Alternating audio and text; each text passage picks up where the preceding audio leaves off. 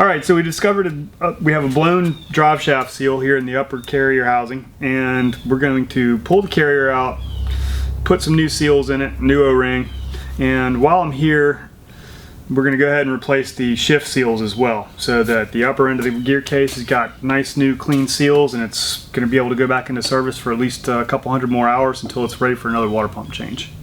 So the first thing we're going to do is we're going to loosen up our 12mm bolts here, get them ready to come out. I prefer to do this by hand, and then once I have them loose, I'll just go ahead and connect up the electric impact. Try to speed it up just a little bit.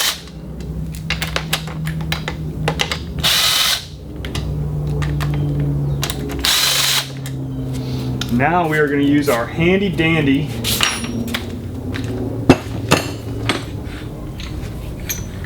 upper bearing carrier housing puller. A lot of words. So we designed this thing specifically to go after these. As you can see, the bearing housing is recessed, and for us to get it out, we would have to basically pry against these surfaces here. These are the underside of the water pump wear plate, and these are meant to stay nice and perfectly flat. So they're not suitable at all really for prying against at all.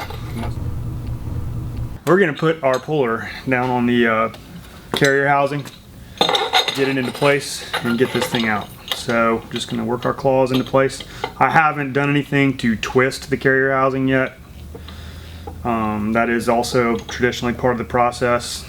But we should have enough there to where we can get a hold of it without too much of a fight. And because we're on camera, I'm going to try to get this thing where you can actually see it. Can you see that? Mm-hmm. Okay, cool. So, good thing I'm ambidextrous. Starting to come out nice and slow. You just want to be gentle with these guys.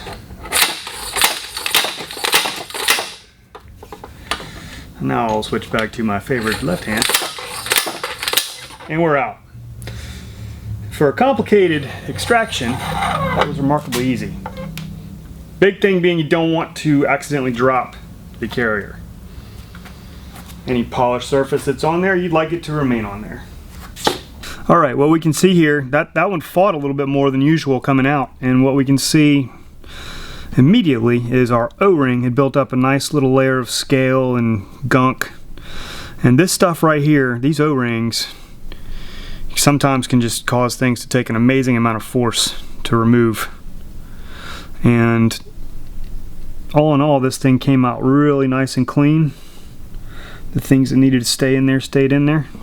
And the other thing you can notice is all that right there is gear oil with water emulsified in it. And that was the main reason we pulled these things. That's got to be dealt with, because if your whole gear case gets filled up with that stuff, it's on borrowed time. Looking down in here in the lower casing itself,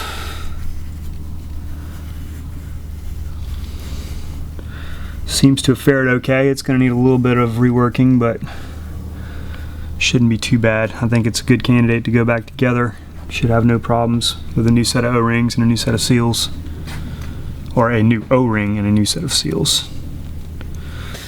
Alright, so the next step we're going to do is we're going to pop the shift seal cover, or the shift shaft cover, and remove it so that we can remove the oil seal and O-ring and get that stuff rebuilt too. First thing I'm going to do before I start messing with this at all is I'm going to take some nice clean cloths and tuck them in here in the area where the carrier housing was.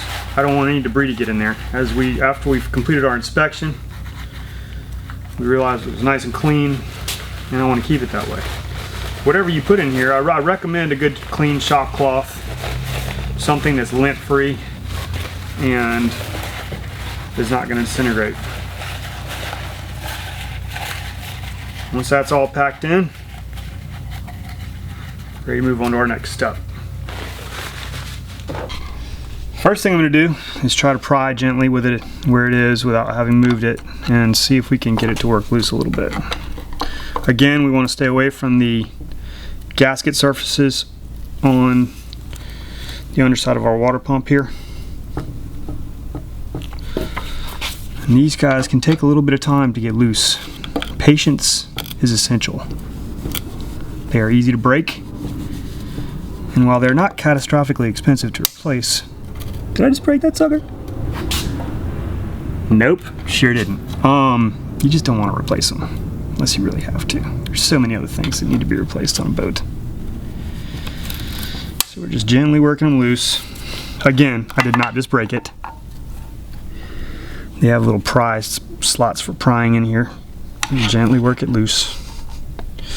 Take as long as you need. Hopefully there's no one standing over your shoulder telling you to do it faster. That sounded weird.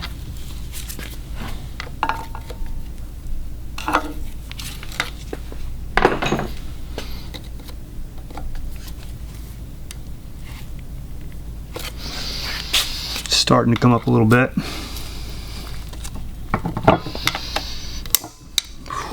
I'm itching to break this thing.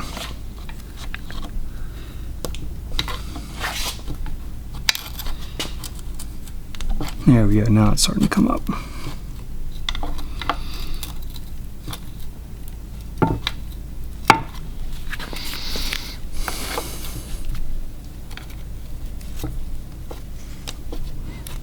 There we go, and you can see all that scale and stuff packed in around the O-ring right there. So we've come most of the way. The other thing I'm going to try not to do is pull our shift shaft out of place. I'd like it to stay right where it needs to be so that I'm not having to reset it unless it's critically necessary. Okay, at this point the cover is off. I'm going to see if we can just pull it loose without doing anything wrong. Okay, a little tiny bit of debris fell down in there. I'm going to suck that out. And you can see our O-ring here, nice and corroded up. That's going to get replaced. And then we have an oil seal sitting right there. That's also going to get replaced. And this is a gear case. It's been in service for about 10 years now. So I expect once this stuff is replaced and order has been restored, that they should hold up for a good long time into the future. Okay, at this point I'm going to use a tool that many people have available in their home or garage or shop, which is a regular chisel. And what I'm doing is reaching down into the carrier housing to catch the bottom edge of the top seal. There are two seals in here that need to be removed. I'm going to catch that bottom edge and start giving it some taps to start working it loose. Don't want to go crazy hitting it too hard, just tap, tap, tap. Also, while I'm at it, the carrier bearing is right here. It's very easy to come in contact with it, so try to stay clear of that. So you don't want to wind up having to press a new bearing out and then, or press a bearing out and replace it with a new one. So here we go. Giving it a few taps. You can see right here, started working the seal loose a little bit. I'm just going to rotate the cap, or rotate the carrier. Do the same thing over again until we start getting that seal to just bust out. Slip that time.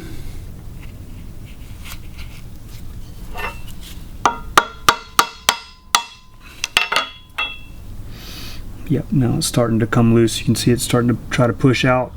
It's locked in there with all that scale and gunk. This stuff you don't really want washing back through there, so might as well try to get it out now. When all this is said and done, these seals are out, it's a good idea to take this whole assembly, put some mineral spirits through it or something to give it a rinse, get any debris out of there, try to keep that bearing as clean as possible.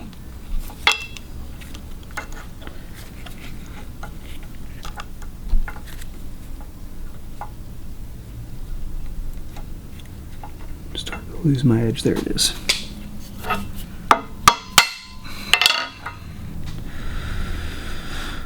Didn't want to move that time.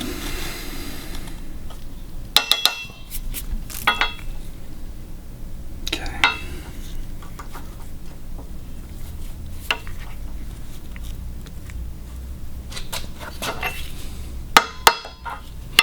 That sucked. Okay, let's try it coming towards me. It's probably gonna be the best way. Alright, I think it started to budge that time. Yep, now it's starting to come loose. Now it's starting to really come loose. Other thing you want to be careful of is be careful not to go too far to the inside of this thing, or you will catch the mating surface on the carrier housing itself, and you don't want to nick that up. So I just keep spinning. Soon we're going to be ready to just pop this thing out from the top side. It's probably pretty close now. I'm going to give it 1 or 2 more taps.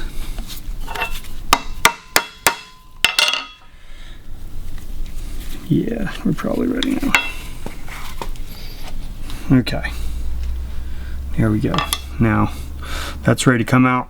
I'm going to flip it back over, trying to keep debris out of that bearing.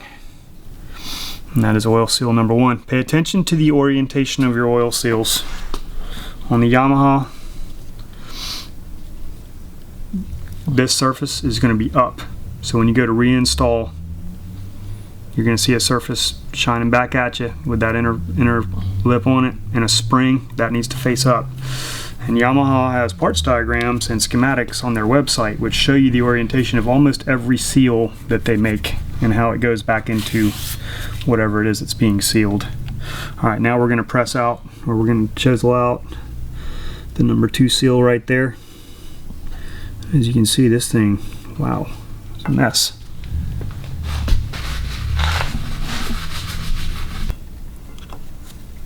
Yes, these guys were very ready to be retired. Okay, we're about to have this one out. I'm just going to give it a couple more taps and then I'll pry it out from the top. Alright, this one's out. Now again, being careful to not get into the sidewalls of our carrier housing itself. Get in there, give it a little pry. I usually give it a cover so I'm not flinging debris at my face. Keep the entire movement under control as much as you can. And this is ready to come out. Again, we're going to flip it over because I want to keep that debris from falling back through the housing and wrapping itself up in the bearing. Alright, now we're ready to take it over to a solvent tank or whatever you have with some mineral spirits, rinse it out, and start resurfacing here. This can be done with a variety of tools, but the basic idea being you want to clean this out completely so that you're down to just the nice aluminum surface, and when you put those seals in there it's going to have a nice clean seal.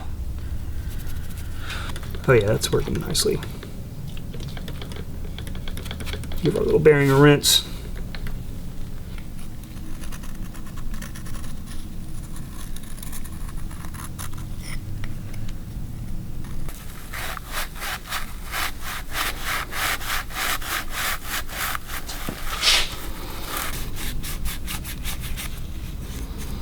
Alright, so here we've got our upper carrier housing. It's all cleaned up. We've resurfaced the inside here using a Scotch-Brite pad to get all the scale and corrosion out of there. It's got a nice smooth surface. And one of the most important tools here is just your fingertip. Run your fingertip through there, and as long as it feels nice and clean and smooth, you know that you're ready to go ahead and seat your new seals in there. So at this point, we're going to go ahead and take our new drive shaft seals and we are going to install them. And like I said, the parts schematic will give you an orientation on the seals, but you'll want to see this side going up.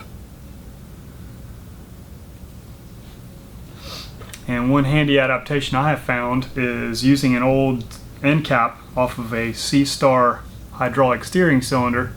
It actually is a nice fit to use as a seal press to go ahead and get these seals in. So here I've got it seated on the cap. Put a very, very light film of grease on the outside of the seal to help it along.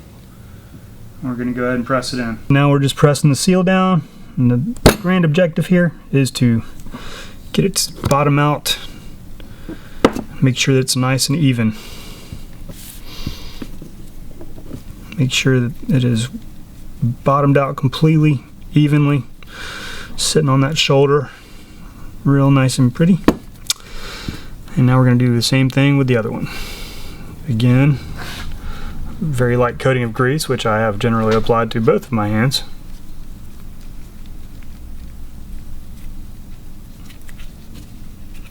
Make sure that our fancy schmancy end cap is ready to go. And it's ready to go into action, and we're just going to press this guy down too. Make sure it's clean.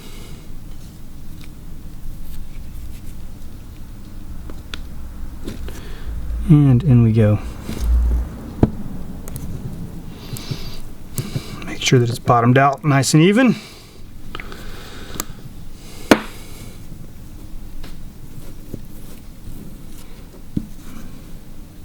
Give it a little spin.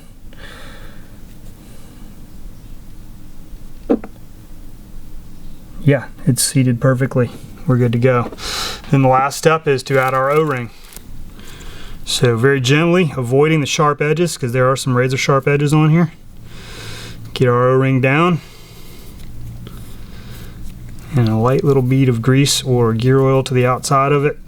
Just make sure that it doesn't pinch anything while we're seating it. So I'm just going to put a dab of grease on it now. As you can see, it doesn't take much grease, just that little bit on the fingertip there. We don't want any globs of anything going down in the gear case. The other thing I did before we reassembled everything is I took my finger, spun our bearing a little bit, and again, you're just feeling around, making sure you don't feel any bits of debris or sand or anything like that rolling around behind that caged bearing. If you do, you keep blasting away with mineral spirits or penetrating oil or something. You keep rinsing that out until it's, when you roll it around, it's perfectly smooth feeling. Okay, this is ready to go back in. And here we have our shift cover, and I'm going to put a new oil seal on here. So it's again with a very light coating of either gear oil or just a little bit of grease. I'm just going to press it in until it bottoms out nice and evenly. When it's all said and done, that's what you want to see right there. Now we still have to add an O-ring to the underside here.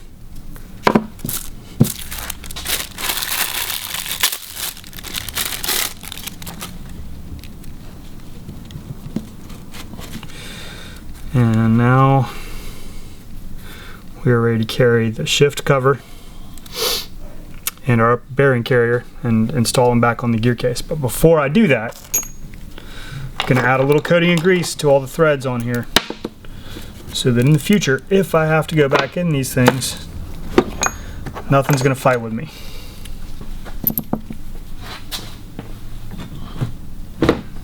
So a little dab of grease on my finger. Don't have to get too crazy with it, just a light coating on the threads.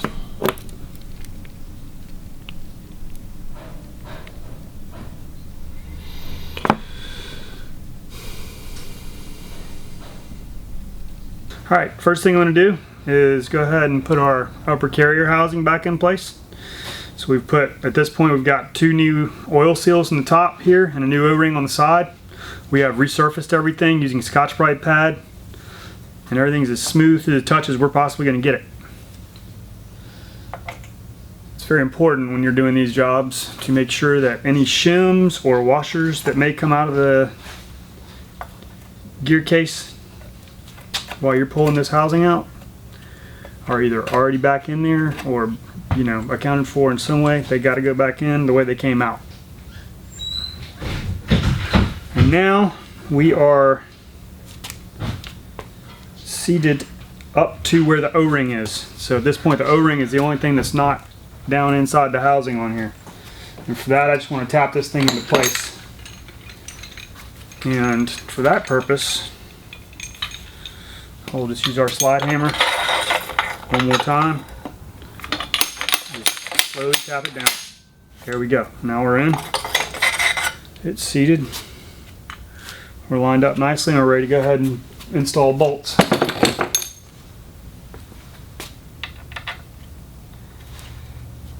Different manufacturers probably have different torque specs on here. I have found these things coming out at all that, you know, when I back them out, they have all kinds of crazy torque on them, from where they ring off because they're just seized in there completely to almost nothing. I generally snug them up to about 15-20 foot-pounds.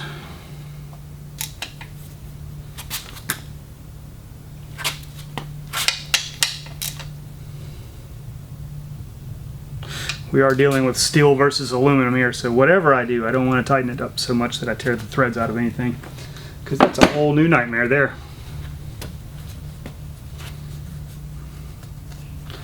Last but not least, we're going to go back with our protective seal cover.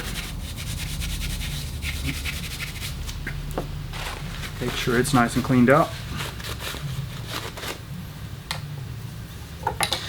And now we're ready. Here we're ready to go ahead and reinstall our water pump, our new water pump kit. First, I'm going to go ahead and put our shift seals back in place and close that up as well.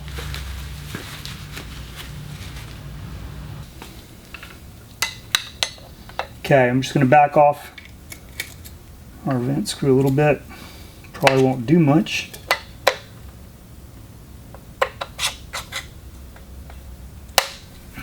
But it's always worth a try. Actually, why don't I just pull it completely out of the way? That way we can spill a little bit of oil here in the shop.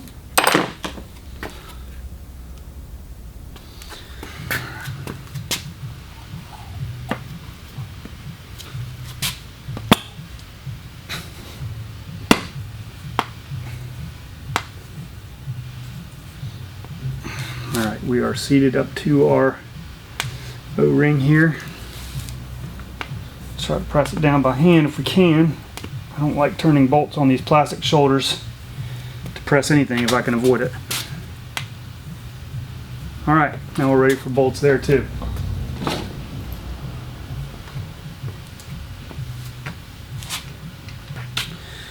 Always start your bolts by hand.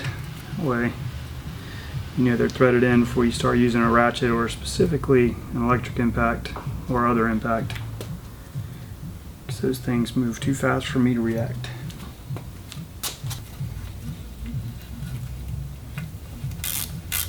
Get these bolts all evenly snugged up and then we'll tighten them.